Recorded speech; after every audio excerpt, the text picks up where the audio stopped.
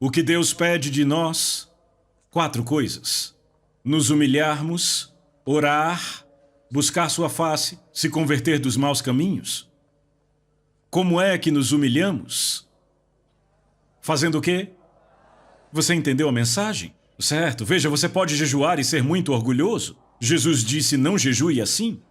Não é assim que se jejua, é assim que os hipócritas jejuam. Mas ele não disse, é por isso que vocês não jejuarão. Não, ele disse, jejue da maneira certa, não da errada. Então Deus diz, eu faço 3 coisas. Se você faz as 4, eu faço as 3. Eu ouvirei, eu perdoarei os pecados e eu sararei a sua terra. Quantos aqui gostariam de ver a sua terra sarada? Será que Deus já te mostrou um caminho? Será que há um remédio bíblico? Eu creio que há.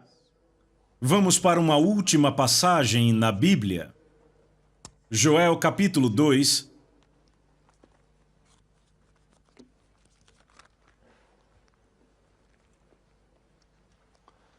Esta é a passagem de onde as pessoas tiraram a expressão o jejum de Joel. Joel 2,15.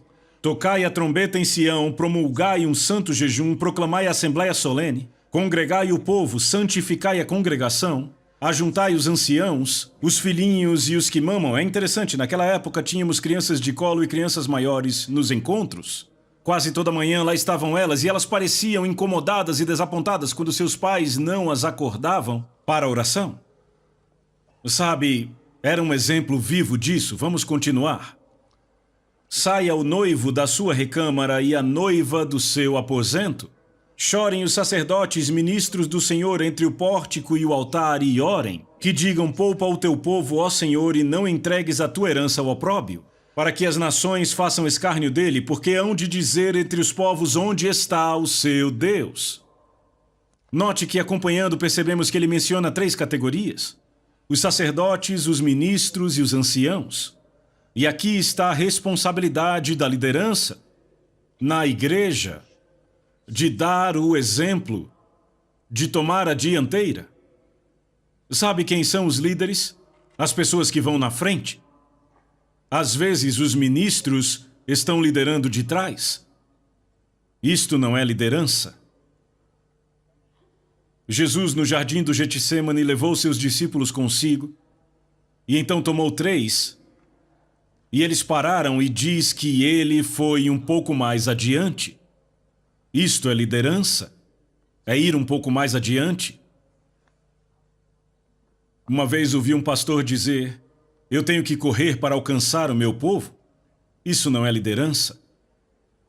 Aqui está a responsabilidade da liderança. Agora, ouçam a última declaração, onde no mesmo capítulo, versículo 28, e acontecerá depois que derramarei o meu espírito sobre toda a carne.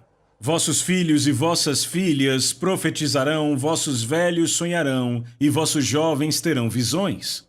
Ele diz depois do quê? Depois do quê? Depois que o povo de Deus atendeu às condições dele. Agora eu sei que Pedro, citando isso no dia de Pentecostes, disse, acontecerá aqui nos últimos dias. Mas aquele não era um cumprimento total, era um cumprimento antecipado, e é muito significante porque, naquela passagem em Atos 2, Pedro cita o Senhor dizendo, derramarei do meu espírito.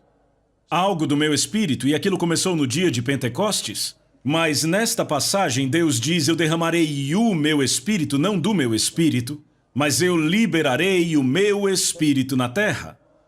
Sobre toda a carne. Irmãos e irmãs, ainda não vimos isto, vimos apenas um pouco salpicado. Há mais de 1 bilhão de muçulmanos na terra que nunca foram tocados pelo Espírito de Deus. Como os alcançaremos? O que libertará o Espírito de Deus? Eu digo a vocês, se vocês já lidaram com o Islã, é uma fortaleza impenetrável para uma aproximação natural. Você tem que ir pelos meios espirituais. Qual é o programa de Deus? Convoquem um jejum, santifiquem meu tempo. Quando atenderem minhas condições, eu vou derramar o meu espírito sobre toda a carne.